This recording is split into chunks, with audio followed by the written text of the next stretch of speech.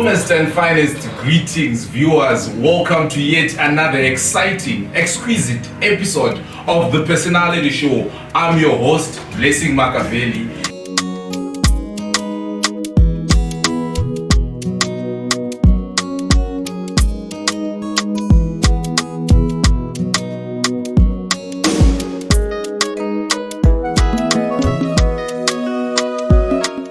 Today, guys, we have a very important dignitary, our guest. I'm not going to introduce the guest, but I know Takataura Kuti, the people that come to this show are very influential people that have a role to play in developing our country, people with an influence towards development of this country. So without wasting much of your time, I encourage you to subscribe to CT Media and Blessing Makaveli on YouTube. And without wasting much of your time, guys, allow me to introduce our guest. Welcome to the show. Yo man, how are you? Very fine. Feel free, greet the viewers. They want to know what Nasitinan. Thank you, viewers. I don't know where to start. But let me just. I know it's a lot. Yeah, I know it's not a lot. Let me start. It's okay. Basically, my name is Thomas Mbetu. Yes. Born and bred here in Swingo. Yes. With a background in engineering and a background in development studies and a background in media studies. Absolutely. I've got 3 kids. Yes. A boy, a girl. Yes. The first born, she's doing Form 1. All right. And the second born boy is doing grade 4. Yes. And the last boy, my boy, yes, is 3.5 years old. Okay. Yeah, he's doing he's at crash. Unfortunately, I lost my wife last year, so I'm the mother and I understand. father, you know what I'm saying? So basically, That's Thomas Mbetu. That's Thomas. We get to know as we talk. Yes, absolutely. And on that note, whilst you are giving us this introduction, you have touched many angles, the development aspect. You also touched the media aspect. As I was going through his resume, there's some media aspect in him. And how generally do you strike a balance? You are a father, you are a mother, as you have already highlighted. You are also into the work that you are doing, which we will touch very soon. In general, how do you manage to strike a balance? It's not easy, when you are like a single parent, trying to balance the work aspect and also the family aspect. Yes. But yeah, man, as hustlers, man, you also find a way to actually strike the balance. Yes, because now it is very important. We have maybe male figures, Vanababa out there, who might have lost wives out there, but they still have that mandate to take care of their children and all that. So it goes back to motivating them that they can still play the role that the mother should have been playing in the So thank you so much. Now, Mr. Mbetu, is it true that you are the Chief Executive Officer for MURRA? Not the Chief Executive Officer. The Chief Executive Officer is Amos Mbetu. Okay. I'm the founding board chairperson. Founding board chairperson. Yeah. Okay. Because I think a lot of people are actually mixing. Yes. I'm not the secretary. I'm just like the board. Okay. In terms of giving the policy direction. Yes. We came around with this idea to say it was an association. Yes. We then transformed it to an alliance. All right. Meaning to say it's a mother body of resident associations in the province. Mbetu, Chiredzi, Mwenezi, Bikita. That's where we come in as MURRA. I'm not the direct secretariat. I'm the board in terms of giving the policy, the direction of how we should be moving. And on that note, so Masvingo United Residents and Ratepayers Association, which is MURRA. Alliance. Oh, now it's alliance, not association. Not, so now, what's your role? What's the mandate of this alliance? I like the founding board chairperson. Yes. These are the brains behind what we need to do as MURRA. Yes.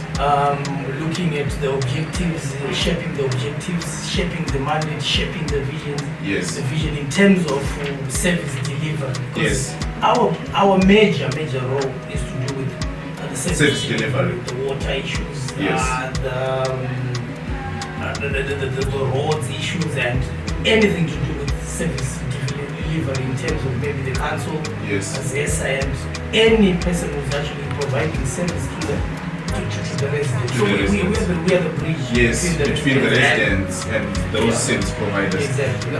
Yeah, so now have you faced any challenges in terms of your line of work in trying to bridge that gap? Yeah, challenges are there because there are some people who don't understand what is the role of maybe NGOs, and yes.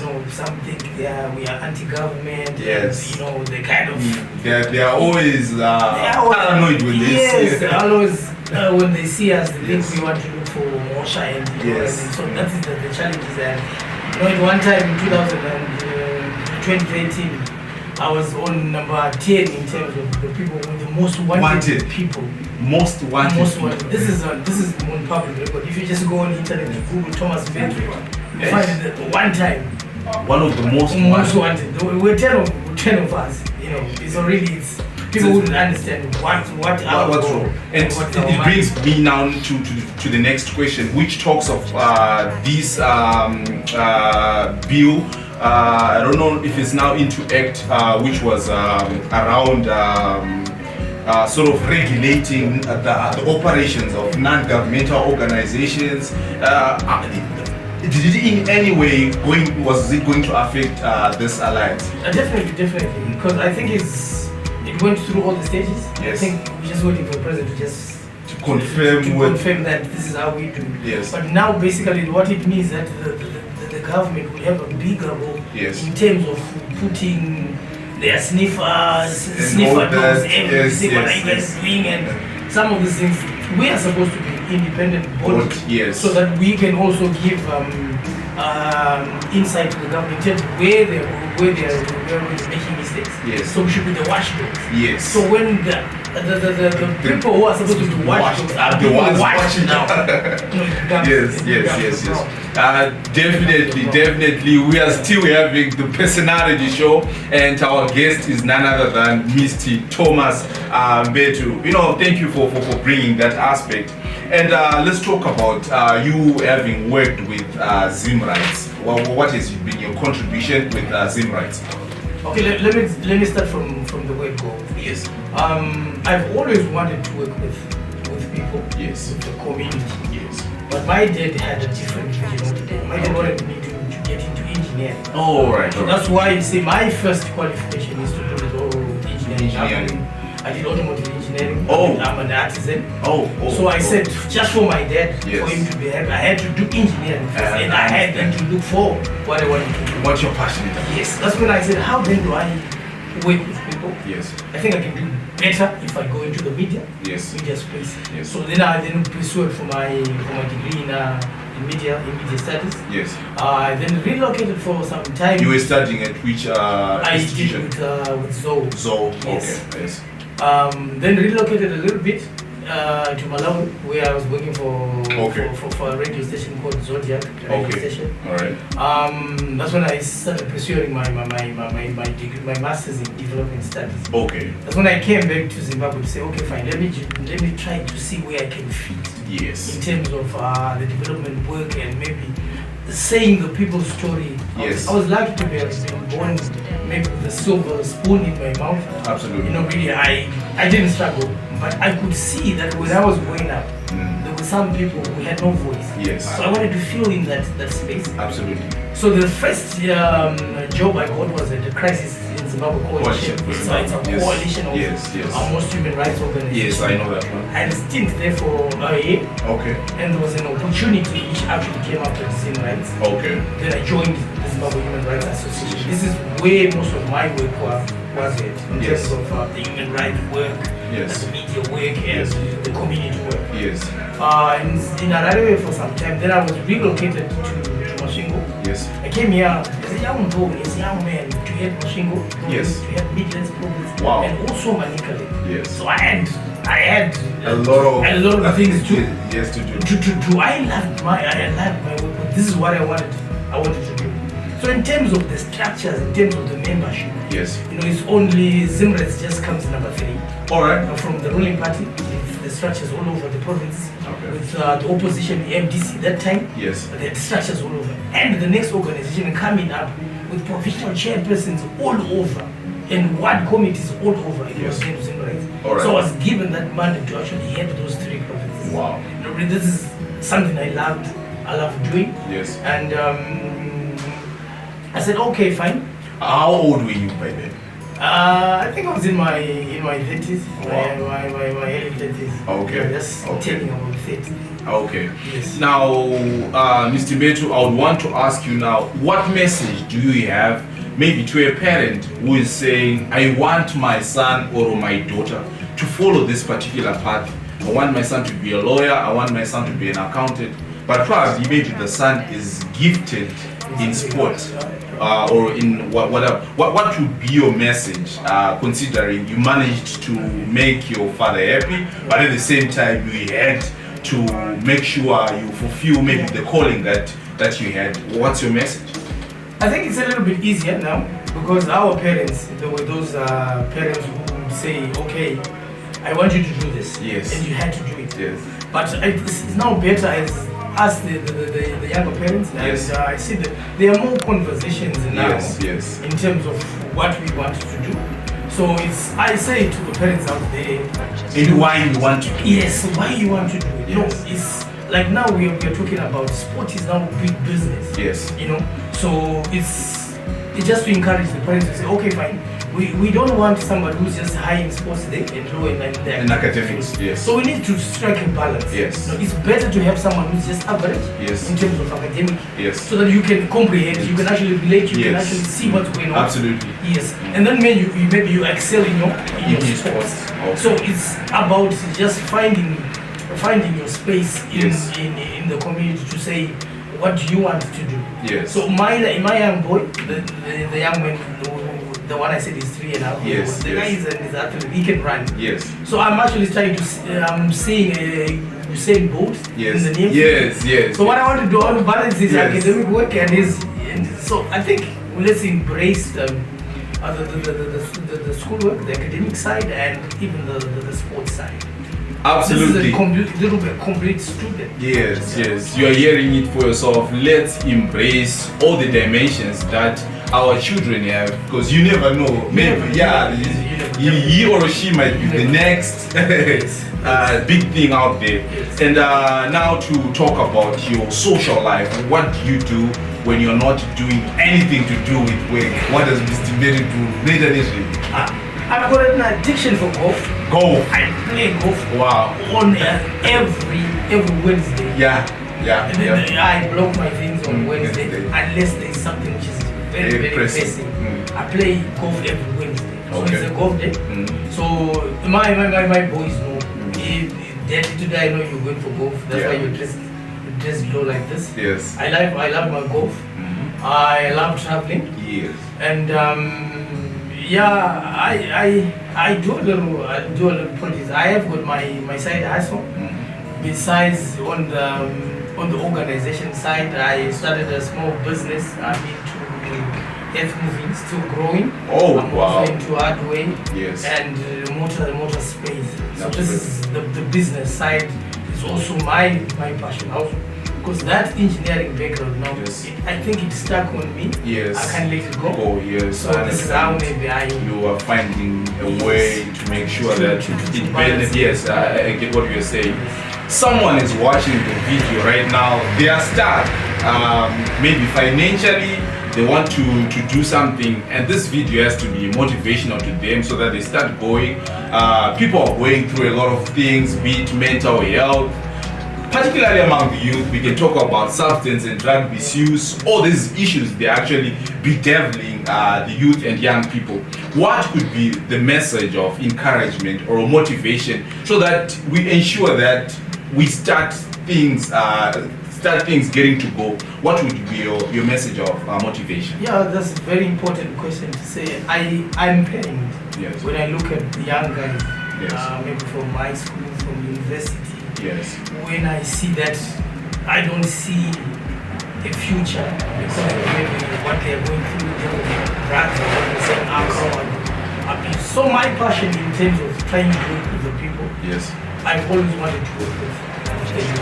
Absolutely. I would draw you back to 2008. Yes. When I was at Crisis Coalition, we ran a massive voter registration campaign. Absolutely. Called Rock the Vote Concept. Wow. We did a massive campaign in all the provinces. Absolutely. To the point of going to South Africa, we launched that. Because our target there was to say, if we have an informed youth, the young ones, if they start to participate and know what they need in life, it will help us as a country. Yes. Because if you want to see how a generation is going to grow, yes, just look at the youth there. Yes. If you see that there is nothing happening there, you see that this is a disaster. Absolutely. At the same time, also we had youth programs. Yes. I made it deliberate that in my proposal, I would have a component of the youth. We ran also a massive voter registration campaign with 3 provinces. Our target was to register 30,000. Wow. Which was very, very ambitious. Yes. We wanted to do that. Yes. But we couldn't reach that figure. But on record, right, as I speak now, we have got more than 9,000 in all the 3 provinces. Wow. Which I can say we attribute that to the work of Zimra in terms of just voter registration. Yes. In terms of it's a milestone achievement. Yeah, man. It's a milestone achievement. And I can actually buttress what you are saying because I remember we were part and parcel of the students that were actually initiating voter registration.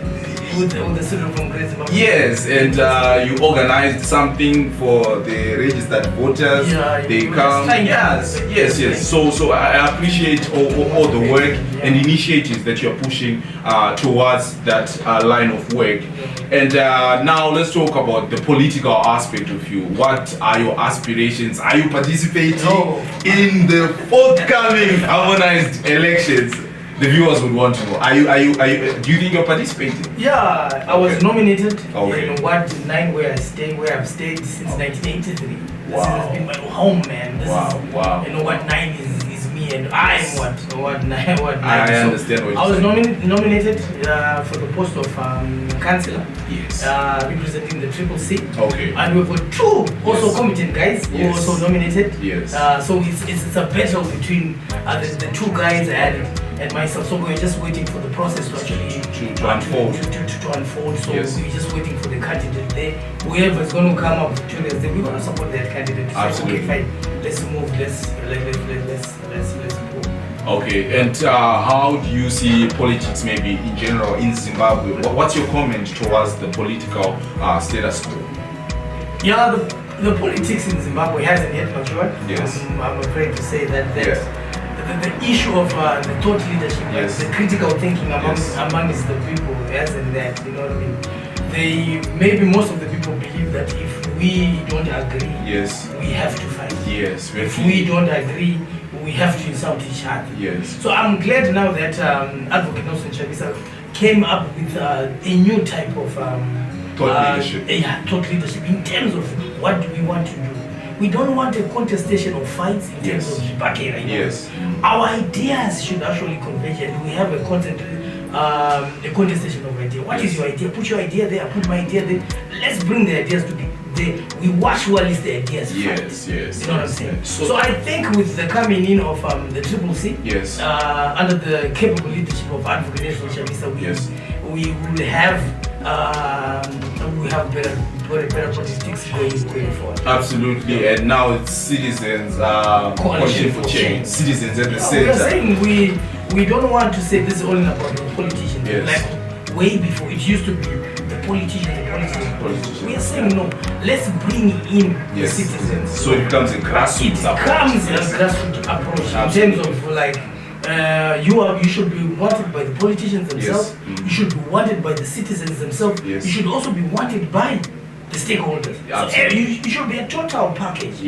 Not just to say you're just a politician. But if you go to the citizens, they don't know you. They don't understand you. If you go to the stakeholders, they don't know you. So this is the kind of politics we are saying we are embracing to say let's have a complete person. There you have it. I think that's Mr. Mbetu unpacking in full throttle what he understands and what he actually represents, and to allow him give his parting shots. What's now your message out there? I know we are going for the harmonized elections. What's your message to either a political party A or political party B? There are things that should have consensus one way or the other. What would be your message so that maybe we have a free, fair and transparent election? I think one of the major things we should do as politicians is to actually agree to disagree. Yes. You know, if I don't agree with you, you should actually agree that we don't agree. Yes. So this will give us the tolerance aspect. Yes. This would now stop the political violence. Yes. It will now stop the political persecution. Yes. It will now stop the intimidation. We want a free and fair and credible election. We have been running elections in Zimbabwe just for the sake of running elections, but the outcome is disputed. Yes. So we'll be doing nothing. There are a lot of contestations. Yes, so we won't grow as a country. Yes. So this I'm just urging now the guys in the ruling party to say, okay, fine, when we are going to have elections, let it be the contestation of ideas, not of the fists and the claps and everything. Let's now to the powers that be.